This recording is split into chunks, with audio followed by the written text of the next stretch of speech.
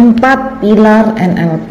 Yang pertama adalah WFO atau outcome. Tetapi outcome itu bukan hanya sekedar ya saya pengen jadi ini, saya pengen jadi itu, saya punya impian, saya punya harapan. Tetapi outcome itu harus dibikin sebaik mungkin. Ini yang disebut WFO, well-formed outcome. Bapak Ibu, ada seorang trader yang merenung di malam akhir tahunnya. Ya, ini malam tahun baru. Di luar sana banyak orang yang beramai-ramai merayakan malam tahun barunya dengan pesta kembang api yang sangat dinanti-nanti. Sang trader duduk, terlihat dia berpikir serius. Ia seorang diri di sebuah teras villa sambil sesekali melihat ke langit. Percikan-percikan kembang api yang terlihat membuat ia tersenyum kecil sambil ditemani secangkir teh hangat dan sepotong pisang goreng manis. Di atas mejanya terpampang sebuah laptop dan ia menikmati suasana sambil mengerjakan sesuatu di laptopnya. Kira-kira apa ya yang sedang ia pikirkan dan kerjakan? Hal ini sangat bertolak belakang dengan keadaan di luar sana. Orang-orang yang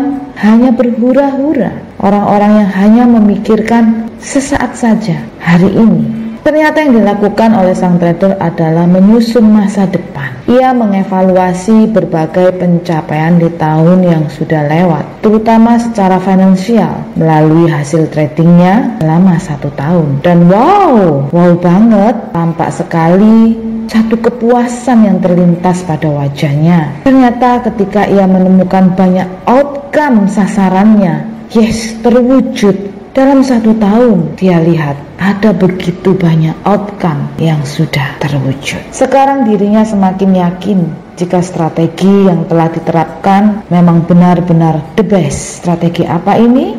WFO, well-formed outcome, yang mudahnya dapat kita kenal sebagai kendaraan NLP, Neuro Linguistic Programming, yang siap kita naiki untuk mencapai sekaligus mewujudkan outcome kita. Bapak Ibu, sudah banyak yang merasakan manfaat dari WFO, para pembisnis, para atlet, bahkan banyak para bintang kelas dunia yang menggunakannya untuk mewujudkan outcome-nya. Saat ini giliran Anda sebagai seorang trader. Sudah saatnya merasakan sebuah keluarbiasaan hidup yang sudah dirasakan oleh lebih dari jutaan orang di planet ini. Dalam NLP, outcome yang kita rancang harus terbentuk sesempurna mungkin untuk menjadikan outcome sebagai WFO. Ada beberapa syarat yang harus kita penuhi. Jika kita berhasil melengkapi dengan sebaik-baiknya, bukan mustahil jika kendaraan NLP ini akan mengantarkan kita ke tempat tujuan. Nah, ini adalah beberapa persyaratan itu. Pertama, membuat outcome dalam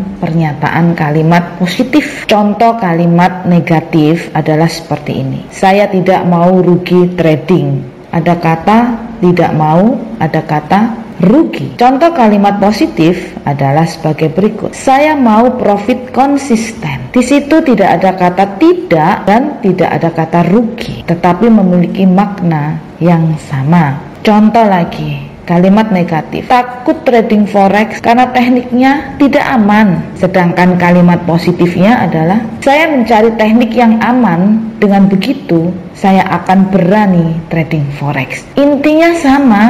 Saya nggak mau teknik yang tidak aman karena saya ini takut, tetapi kalau dikasih yang aman saya akan berani. Kan intinya seperti itu. Hal ini sangat penting Bapak Ibu, karena kita akan fokus pada hal yang positif saja. Kita akan fokus pada kekuatan, karena hal yang positif akan memberikan kekuatan. Kita akan fokus pada kebaikan-kebaikan, bukan sebaliknya. Hal-hal yang negatif, hal-hal yang melemahkan, keburukan. Bukankah tujuan kita, impian-impian kita adalah harapan yang ingin kita capai, dan semuanya itu adalah baik untuk kebaikan. Dan kita sebagai manusia yang normal pastinya menginginkan hal-hal yang baik. Jadi Bapak Ibu, untuk menyusun outcome, mulailah dengan hal-hal yang positif. Sediakan sebuah pulpen, buku catatan, atau jika Anda ingin memakai yang digital, Anda bisa menggunakan laptop. Tulis harapan Anda, tulis impian Anda. Apa yang ingin Anda capai lebih baik?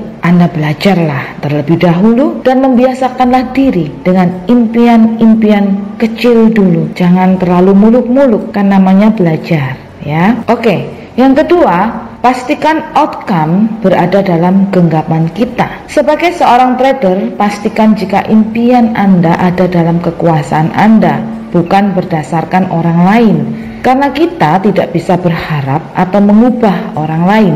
Namun yang bisa kita lakukan adalah mengupayakan, berjuang lewat diri kita sendiri. Yang bisa kita ubah adalah diri kita. Tambah skill kita untuk kita bisa mencapai impian kita. Kuasai ilmu lebih baik. Upayakan apa saja yang dibutuhkan untuk mencapai impian kita agar kita lengkapi semua. Karena jika kita berharap hanya kepada orang lain untuk mencapai impian kita, maka kita akan stres loh jika segalanya tidak bisa terkendali. Ibaratnya misalkan outcome kita itu adalah passive income dari trading, maka saya akan membuat saya passive income dari trading saya sendiri. Dan kalau dari trading saya sendiri itu dalam kekuasaan saya akan berjuang. Jadi Anda harus membuat dalam kekuasaan Anda. Tetapi jika Anda memiliki outcome, saya ingin passive income dari tradingan suami saya, atau dari tradingan istri saya, atau dari tradingan anak saya, hal ini bukan berada dalam genggaman Anda. Outcome Anda nggak sempurna, akan susah untuk dicapai, ya. Kalau hanya berdasarkan dari orang lain, ya, dari kekuasaan orang lain, kita berharapnya dari orang lain, dari anak, dari istri, dari suami, ya, hal ini kita bisa lakukan hanya dengan berdoa, karena hanya Tuhan yang bisa mengubah manusia. Kita nggak bisa maksa-maksain orang untuk berubah. Oke, yang ketiga adalah usahakan supaya outcome itu sangat spesifik. Berulang kali saya mengajarkan jika ingin membuat daftar impian, harus membuatnya dengan cara yang spesifik. Dalam pelajaran awal Koper Gading, saya mengajarkan bagaimana cara membuat impian dengan menggunakan buku tujuan, yaitu mengacu pada konsep SMART: specific, measurable, achievable, realistic, time bounded. Ya, jika Anda lupa, Anda bisa mengulang lagi ya pelajarannya. Namun kali ini saya ingin memperjelas lagi apa yang dimaksud dengan spesifik. Anggap saja impian Anda, saya ingin sukses di forex. Lalu Anda menulisnya, saya ingin sukses di forex. Lalu lanjutannya apa? Maka Anda akan bingung sendiri kan? Karena dalam otak Anda, kata sukses memiliki makna yang sangat banyak banget. Dengan begitu, langkah Anda tidak bisa efektif karena tidak tertulis dengan jelas. Anda harus ngapain gitu ya. Anda bingung sendiri. Yang mana yang duluan nih? Bisa jadi dalam bayangan Anda mengimajinasikan sukses itu ya beli mobil, yes, beli mobil baru, yes, saya ingin beli mobil baru. Tiba-tiba muncul lagi, ya sukses itu sepertinya jalan-jalan ke luar negeri, shopping yang banyak. Tiba-tiba muncul lagi, yes sukses itu naik kapal pesiar. Sebentar lagi bayangan itu hilang, ganti yang lain lagi gitu. Ya mungkin sukses itu kayaknya lebih seneng membangun rumah mewah deh yang ada kolam renangnya. Sebentar lagi bayangan Anda berubah lagi, begitu seterusnya. Ini yang namanya ngambang Bapak Ibu ya, dan melebar kemana-mana. Membuat outcome yang baik tidak bisa demikian, harus spesifik. Yang mana yang mau duluan nih? Tuliskan. Misalkan saya ingin sukses di forex, saya mau mendapatkan mobil baru di tahun sekian, mobilnya buatan tahun sekian. Tepatnya saya mendapatkan mobil itu di bulan sekian. Mobilnya adalah mobil merek ini, warnanya ini, tipenya ini. Nah, itu harus ditulis selengkap mungkin, selengkap yang Anda bisa tulis. Coba dicari terus apa yang belum saya tulis, dilengkapi. Dengan demikian, Anda bisa mengetahui dengan pasti seperti apa yang Anda inginkan, dan otak Anda ini jadi nggak bingung gitu ya, langsung akan nge-track mencari jalan keluarnya. Nah begitu Bapak Ibu ya. Kemudian Anda juga sudah tahu harganya, karena Anda tahu barang apa yang Anda inginkan. Anda bisa memastikan, oh harganya sekian, berarti saya harus menyiapkan dana sekian. Kemudian mulailah Anda melakukan langkah pertama kedua untuk mencari cara mendapatkannya. Oke, yang keempat, ada prosedur pembuktian berbasis indrawi. Dalam NLP, kesuksesan kita dipengaruhi dari pikiran kita, dan pikiran kita akan bekerja lebih baik lagi ketika kita menyertakan yang namanya emosi. Emosi akan membakar semangat kita. Dan bagaimana cara melibatkan emosi adalah dengan cara melibatkan hal yang berbasis indrawi. Apa itu indrawi? Yaitu mata, penglihatan, hidung, penciuman, lidah, perasa, telinga, pendengaran, kulit, peraba.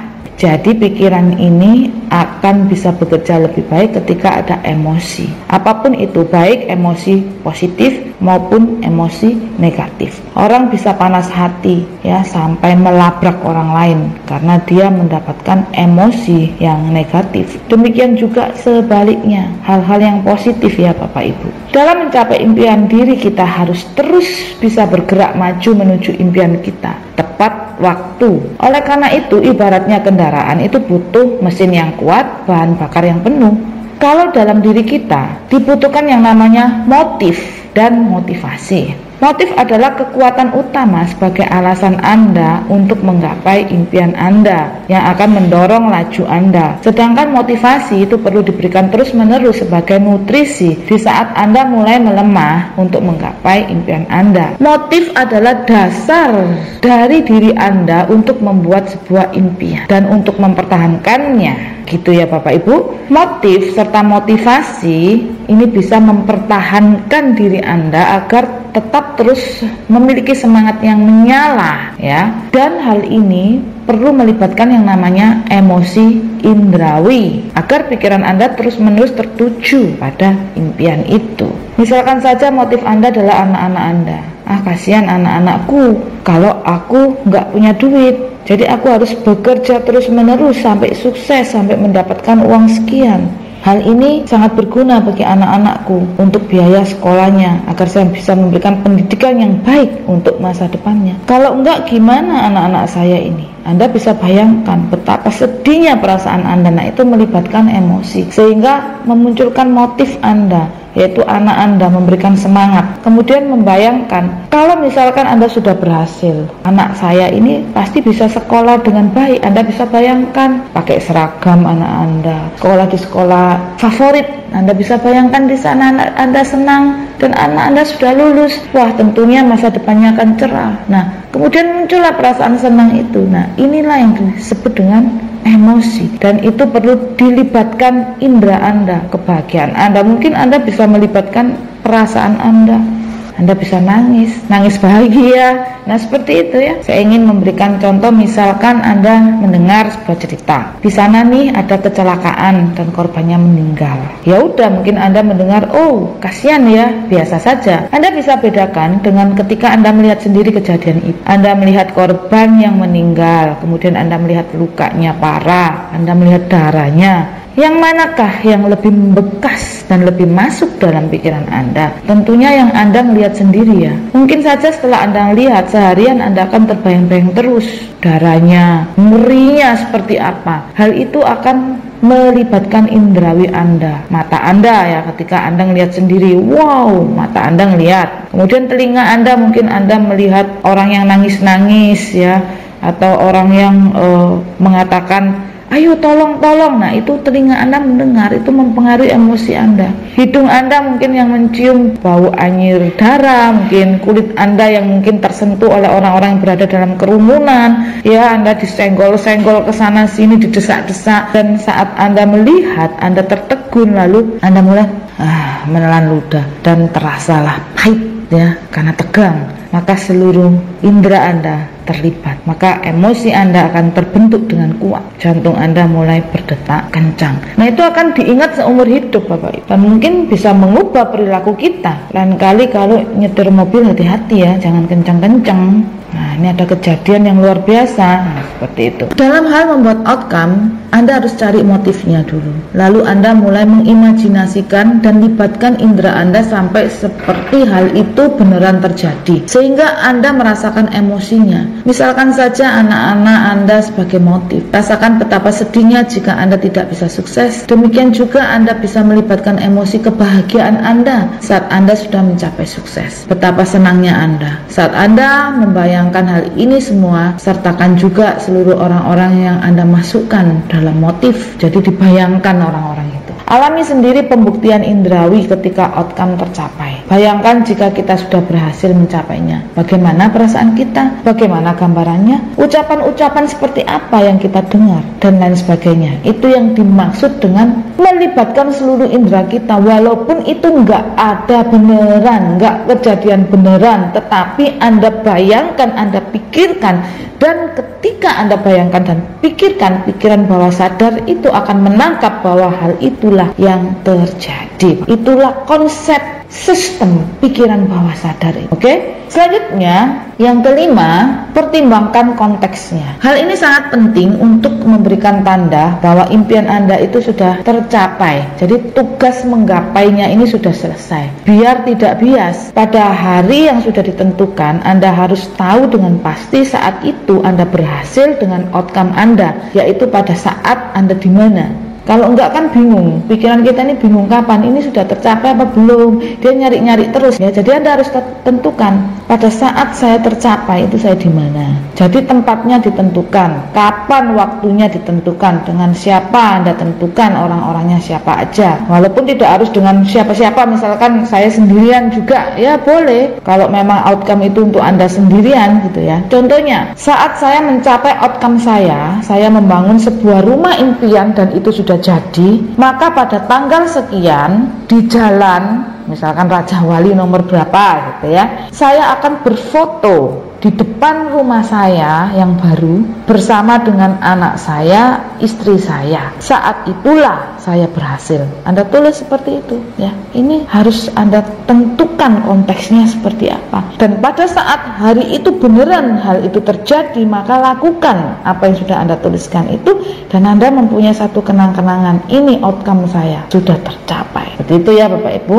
Kemudian yang keenam, memiliki akses ke sumber-sumbernya. Hal ini yang paling utama juga. Kalau nggak punya akses ke sumber-sumbernya, Anda nggak akan bisa berhasil mencapai outcome Anda. Anda harus memiliki sumber daya dulu yang dibutuhkan untuk mencapai outcome, dan itu dapat berasal dari dalam diri Anda maupun dari luar diri Anda ya. Jadi kita nggak bisa berharap sama orang lain, tetapi kita butuh orang lain untuk membantu kita mencapai impian kita ya, dari dalam diri kita dan dari luar. Yang dari luar pun bukan hanya berbentuk manusia, bisa hal-hal lain ya, bisa barang-barang dan lain sebagainya. Bagaimana kita bisa membangun sebuah rumah megah jika kita tidak memiliki pekerjaan apapun alias nganggur? Kita cuma ongkang-ongkang nunggu uang jatuh dari langit. Ya biarpun outcome-nya segede langit, ya nggak akan pernah bisa tercapai outcome. Artinya kita ini harus ada usaha. Nah itu dari diri kita. Usaha itu harus sesuai dengan realita hasilnya, harus punya pekerjaan. Kalau nggak punya pekerjaan, ya kita harus cari pekerjaan, seperti itu. Jika kita sudah dapat pekerjaan, kita juga ukur juga dengan impian kita. Kalau gajinya cuma ya 5 juta per bulan, tapi kita mau bikin rumah 3M misalkan seperti itu, apalagi kalau kita batasin waktunya nanti 3 bulan ke depan, ini tidak sesuai dengan realita, nggak akan bisa gitu ya. Kita akan sangat kesulitan sekali untuk mencapainya. Dan kalau kita gagal dalam mencapai outcome kita, lama-lama kita jadi malas bikin outcome ya. Kita putus asa dan malah terpuruk seperti itu, karena terlalu jauh yang namanya gapnya ini. Misalkan outcome kita ini sederhana saja, kita akan berbicara mengenai trader. Oke, Anda ingin menjadi trader. Saya mau jadi trader, tetapi ya cuma mau saja jadi trader. Belajar trading juga nggak mau, males apalagi nggak suka dengan yang namanya trading forex. Kelihatannya kok susah banget, udah nggak seneng duluan. Ya ini nggak sinkron Bapak Ibu ya. Bagaimana Anda bisa mau menjadi trader? Anda sudah belajarnya setengah-setengah, Anda nggak menambah keterampilan. Anda sudah punya keterampilan tapi Anda tidak punya keberanian. Nah, ini juga harus didukung. Ini adalah sumber-sumber, akses sumber-sumber yang harus Anda miliki. Keberanian, sikap-sikap, ya, sifat-sifat kita. Menjadi trader itu harus seperti apa? Nah, itu harus didukung semua. Itu yang berasal dari dalam diri Anda. Ya, itu sumber dari diri Anda. Lalu bagaimana dengan sumber yang ada di luar Anda? Ya, tentunya nomor satu adalah modal. Namanya mau usaha ya harus punya modal. Mau jadi trader ya harus punya modal. Modal apa? Ya modalnya banyak. Kalau Anda sudah punya ilmu trading ya Anda tinggal memodali modal trading Anda, ya, balance Anda, deposit Anda untuk Anda bisa menghasilkan profit, dan profitnya ini harus disesuaikan agar bisa mencukupi untuk mewujudkan outcome Anda. Modal ini juga harus diatur, ada money manajemennya sendiri. Kalau Anda belum menjadi trader, masih rencana mau jadi trader, ya Anda harus punya modal untuk belajar.